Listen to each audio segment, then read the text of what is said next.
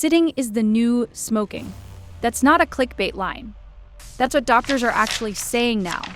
And the damage happening to your body right now while you're sitting and watching this is way worse than you think. Most people spend more time sitting than sleeping. Think about that for a second. You wake up. You sit for breakfast. You sit in the car. You sit at your desk for 8 hours. You sit through lunch. You sit in meetings. You sit in traffic on the way home. You sit on the couch for dinner. You sit while scrolling your phone before bed. The average modern human sits for 10 to 13 hours a day. And the human body was never designed for this. Not even close. For 200,000 years, humans walked.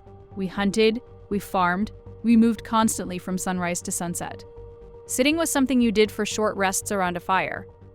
Then, in the last 70 years, the world changed forever.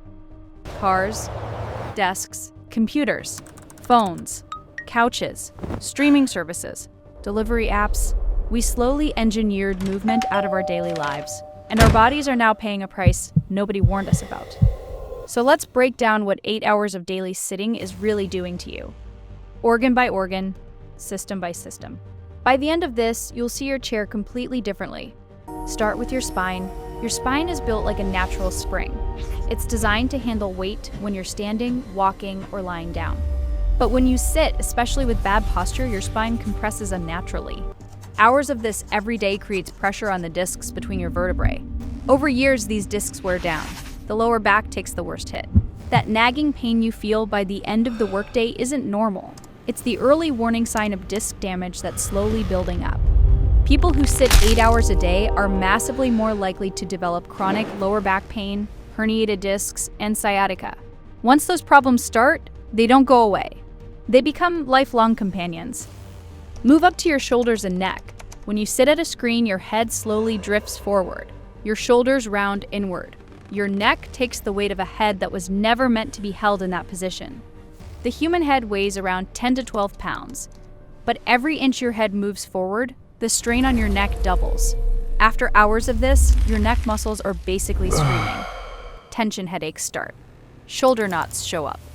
Many people in their 30s now have the spinal posture of someone in their 60s, just from years of screen time.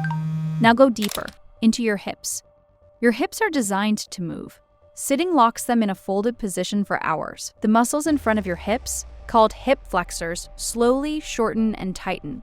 The muscles behind them, your glutes, slowly forget how to fire. Yes, your butt muscles literally fall asleep when you sit too much. This is so common that physical therapists have a name for it. Dead butt syndrome. When your glutes shut down, your lower back has to do their job, which leads to even more pain. And the more you sit, the worse it gets. Then there's your heart. This is where it gets scary. Long hours of sitting damage your cardiovascular system in ways nobody talks about. When you sit for long stretches, blood flow slows down. Cholesterol and fatty acids stay in the bloodstream longer than they should. Your blood vessels stiffen over time. Your heart loses fitness. Multiple large studies have found that people who sit for more than 8 hours a day have a significantly higher risk of heart disease, even if they exercise. Read that again.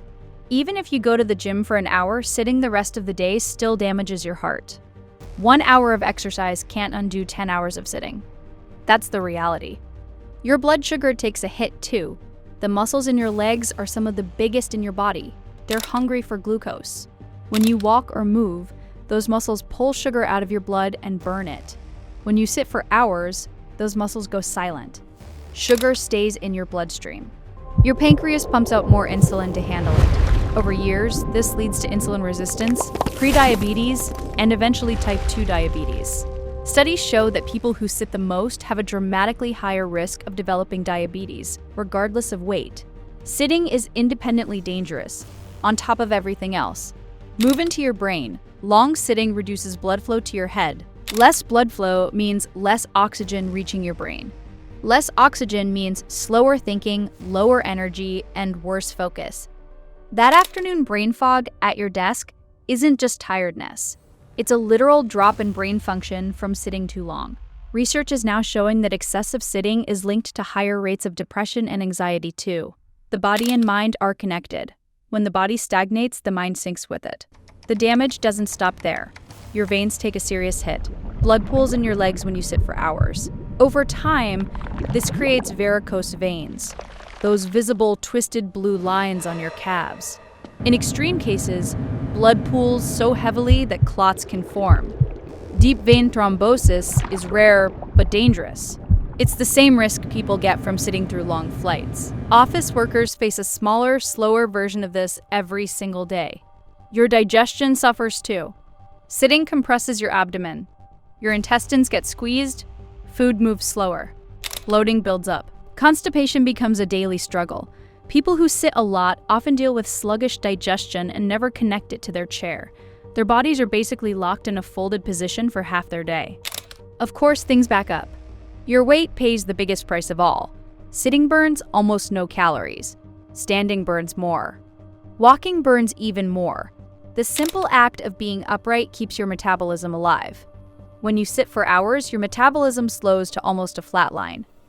Your body shifts into storage mode. Fat starts building, especially around the belly. This is why so many people gain weight when they start a desk job, even without changing how they eat. Their salary stayed the same. Their daily energy spending collapsed. Now here's the cruel twist most people miss. Many people think the gym fixes everything. Hit the treadmill for an hour and you're safe. But research shows that one workout doesn't undo 8 hours of stillness. The damage from prolonged sitting happens at the cellular level. Your body needs regular movement throughout the day, not one heroic burst followed by 23 hours of stillness. Movement has to be spread out. Frequency matters more than intensity. The fix is simpler than you think. Stand up every 30 to 60 minutes. Walk to the bathroom. Refill your water. Stretch for 60 seconds. Take phone calls while pacing. Walk after meals. Use a standing desk for part of the day. Climb stairs instead of taking the elevator. Park far. Walk during lunch breaks. These tiny breaks add up to a body that stays alive and active throughout the day. People who break up their sitting like this have dramatically better health markers than people who sit straight through, even if they exercise the same amount. Here's the truth nobody wants to hear. You don't need an expensive gym. You don't need a fancy treadmill. You don't need a personal trainer. You just need to stop sitting for so long, so often, every single day. Movement is medicine, and it's the cheapest medicine on the planet. The body wants to move. It begs to move. Pain, fatigue, brain fog, weight gain, bad sleep, all of it is your body whispering the same message. Please get up. If this changed how you see your chair forever, smash that subscribe button right now. We break down real health truths like this every single week, and you don't want to miss the next one.